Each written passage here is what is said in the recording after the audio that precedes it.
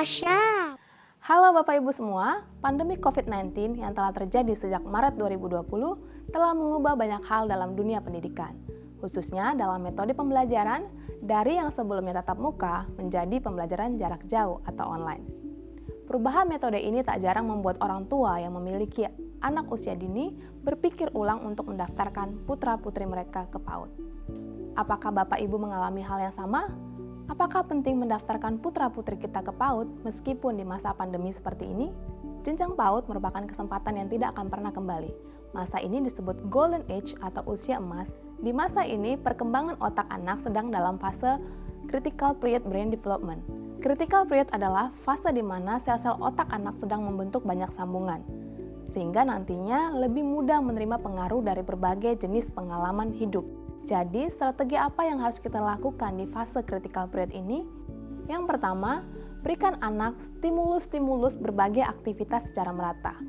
Stimulus yang diberikan sejak dini dan secara terus-menerus dapat memacu kecerdasan anak dalam berbagai aspek.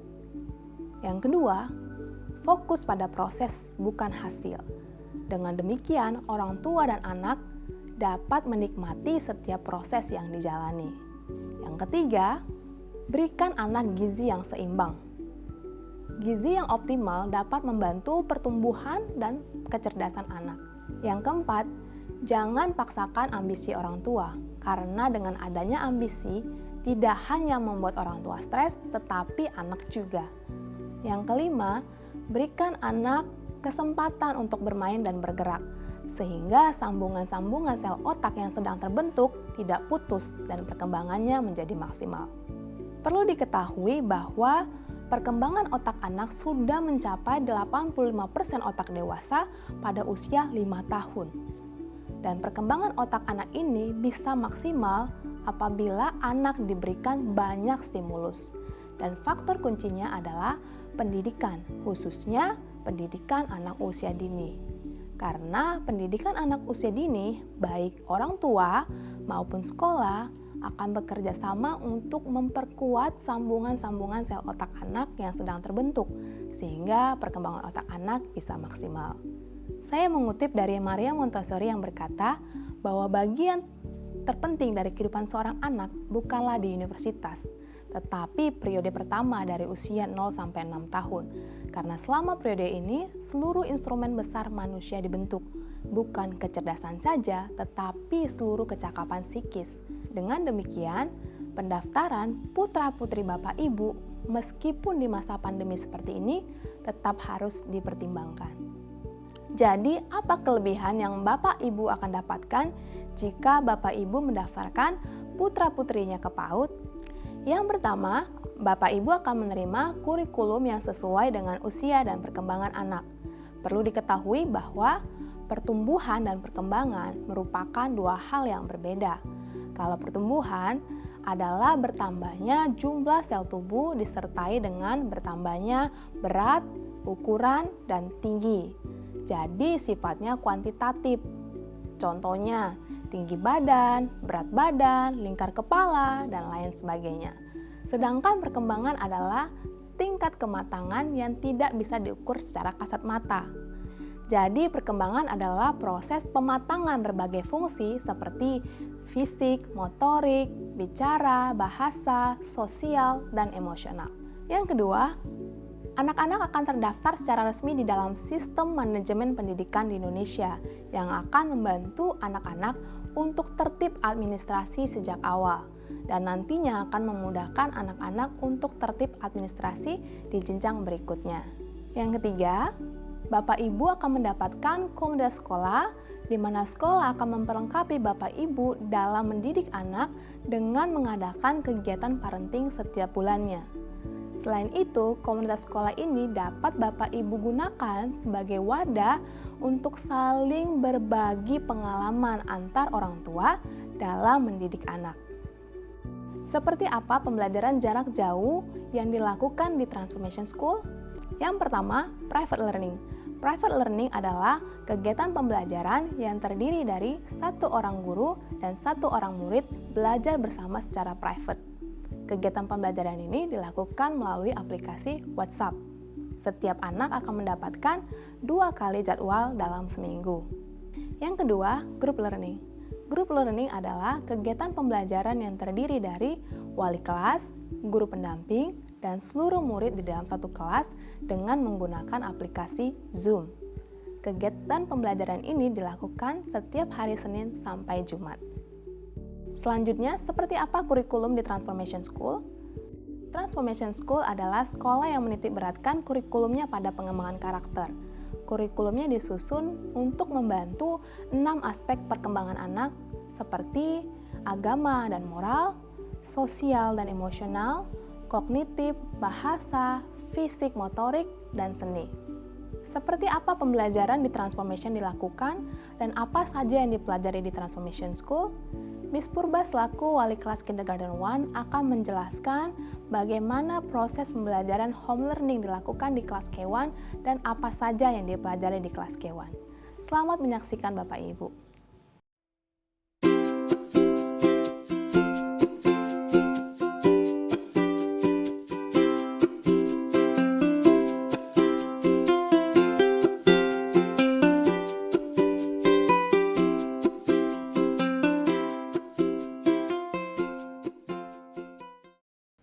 Baik Bapak Ibu, melalui video ini saya akan menjelaskan tentang apa saja yang dipelajari di K1.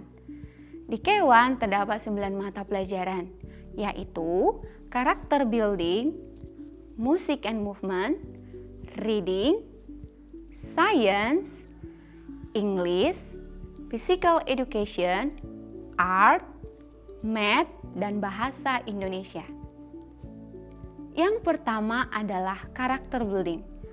Adapun tujuan dari pembelajaran ini adalah supaya anak-anak belajar untuk mempunyai karakter yang baik serta kebiasaan yang baik. Setiap bulan topik yang kita pelajari akan berbeda-beda. Seperti bulan ini, kita belajar tentang self-control atau pengendalian diri. Anak-anak akan berdoa, menyebutkan ayat hafalan, menyebutkan pengertian dari pengendalian diri dan bagaimana mereka menerapkannya dalam kehidupan mereka sehari-hari.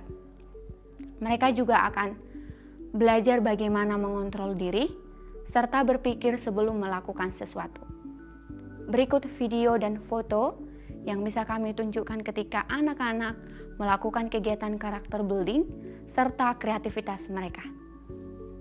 James 1 verse 19 B.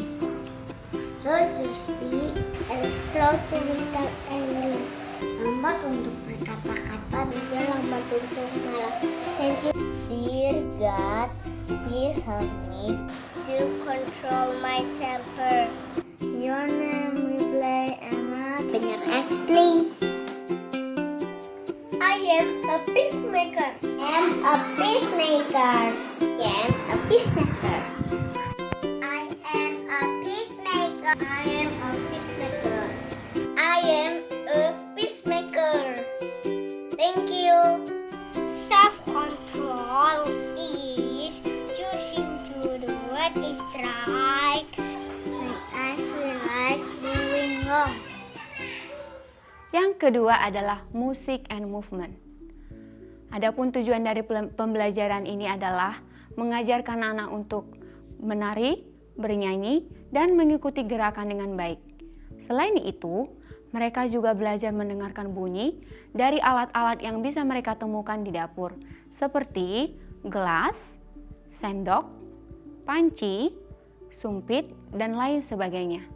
Kemudian mereka akan membandingkan bunyi dari setiap benda-benda tersebut.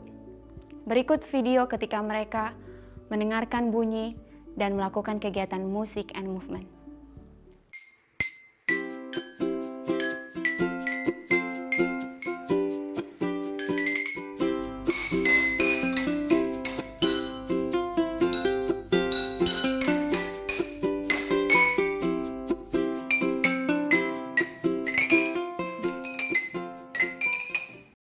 Yang ketiga adalah reading.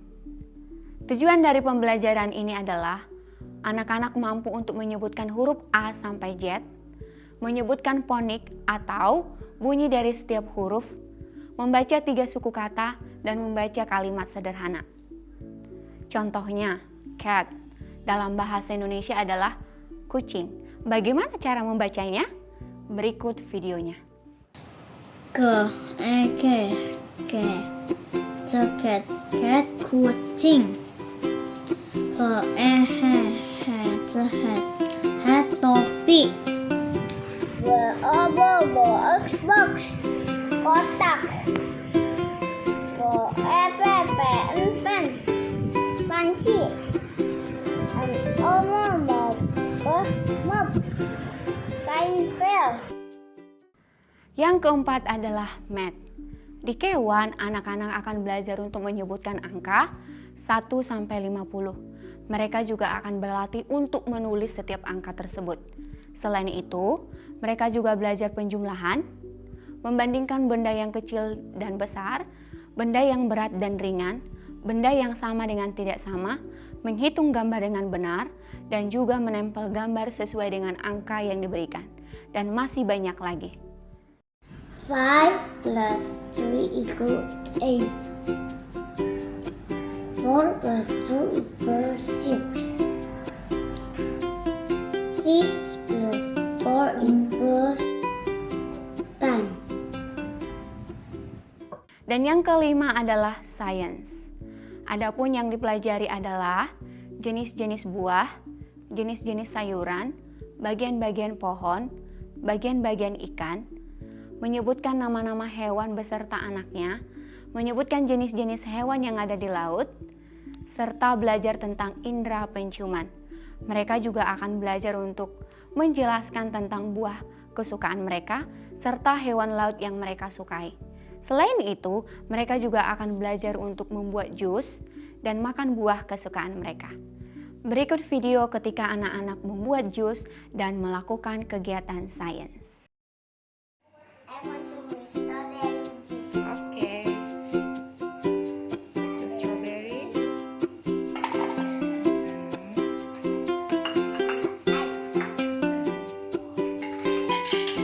sugar. And then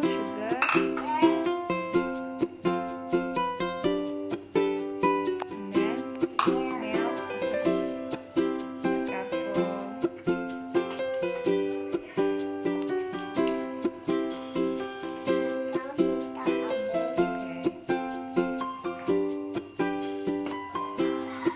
Stop.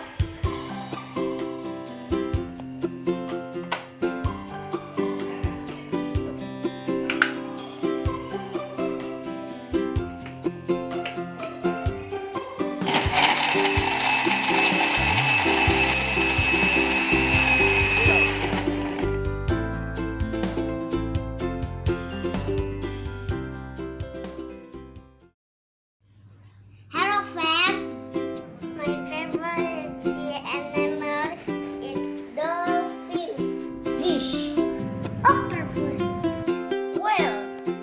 How about you? Thank you. Yang keenam adalah physical education atau olahraga. Melalui kegiatan ini, anak-anak akan belajar untuk hidup sehat serta melatih keterampilan motorik mereka. Adapun kegiatan yang kita lakukan adalah yoga, berlari, melempar bola, menangkap bola, menendang bola, memindahkan air dengan spons, memindahkan kelereng, dan masih banyak lagi. Berikut beberapa kegiatan yang bisa kita tunjukkan ketika anak-anak mengikuti kegiatan olahraga.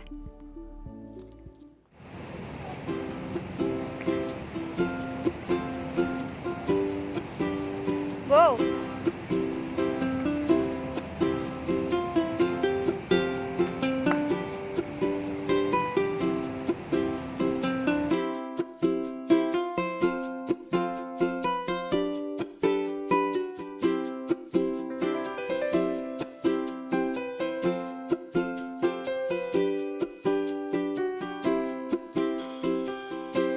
One, two, three.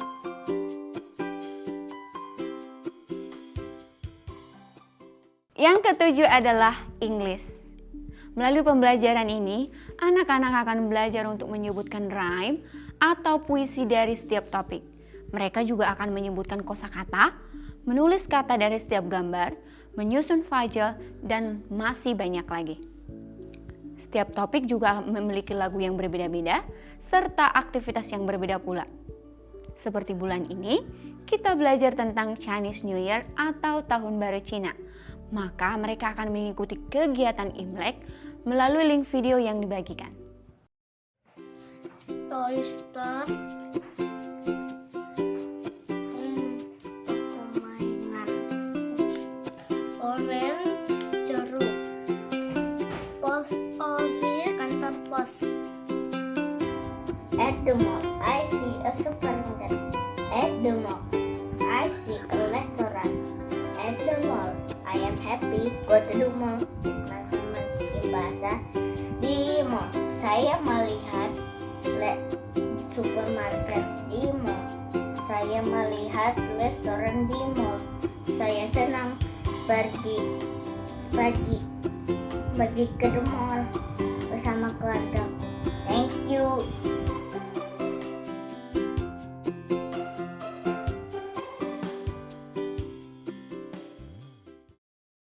Yang kedelapan adalah art.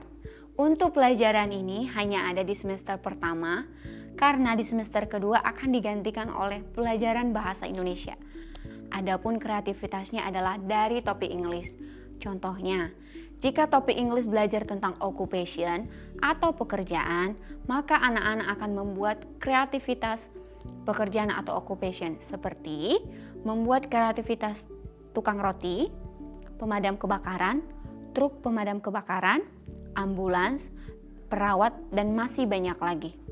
Berikut video atau foto-foto yang bisa kami tunjukkan ketika anak-anak melakukan kegiatan art.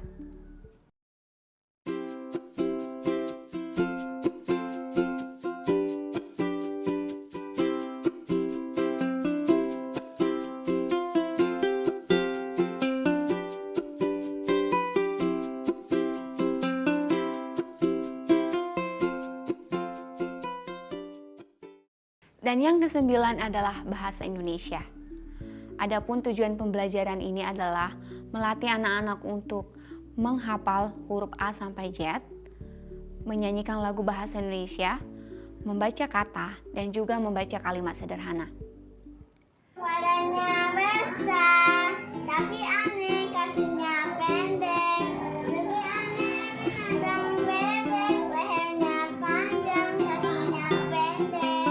Haleluya, Tuhan Maha Kuasa. Haleluya, Tuhan Maha Kuasa. Berikutnya, saya akan menjelaskan tentang bagaimana anak-anak belajar melalui video call dan juga Zoom Learning. Di Kewan, anak-anak mendapatkan kesempatan untuk video call dengan wali kelas, guru pendamping, dan juga guru bahasa Indonesia sebanyak 1 kali seminggu. Selain itu, mereka juga belajar bersama dengan teman-teman mereka melalui Zoom Learning.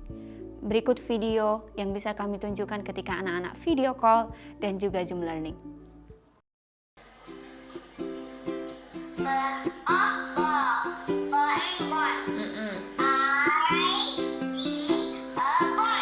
Very good. I give you my thumbs up.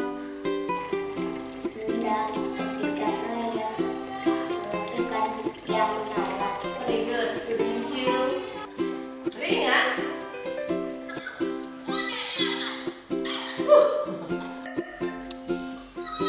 Good. 24. Next.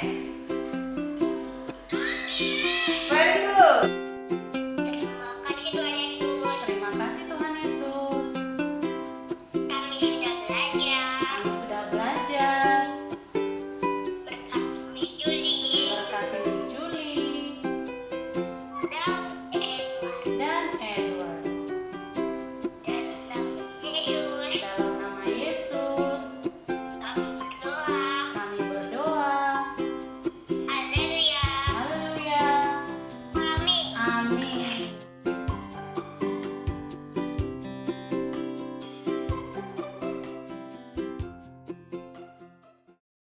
Demikian pelajaran Kewan yang bisa saya sampaikan.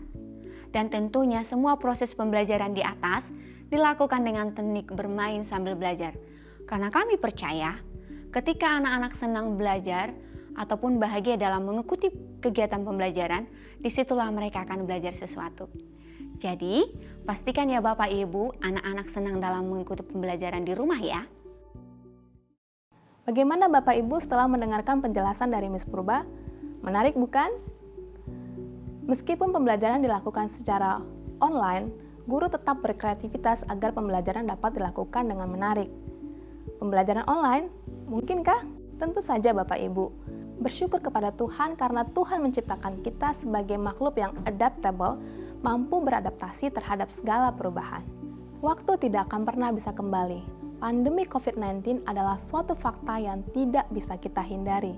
Oleh karena itu, kita tidak mungkin mengorbankan waktu anak kita belajar mandiri tanpa bergabung dengan PAUD. Bagi Bapak Ibu yang masih ragu mendaftarkan putra-putrinya ke PAUD, yakinkan diri bahwa anak adalah investasi yang paling berharga.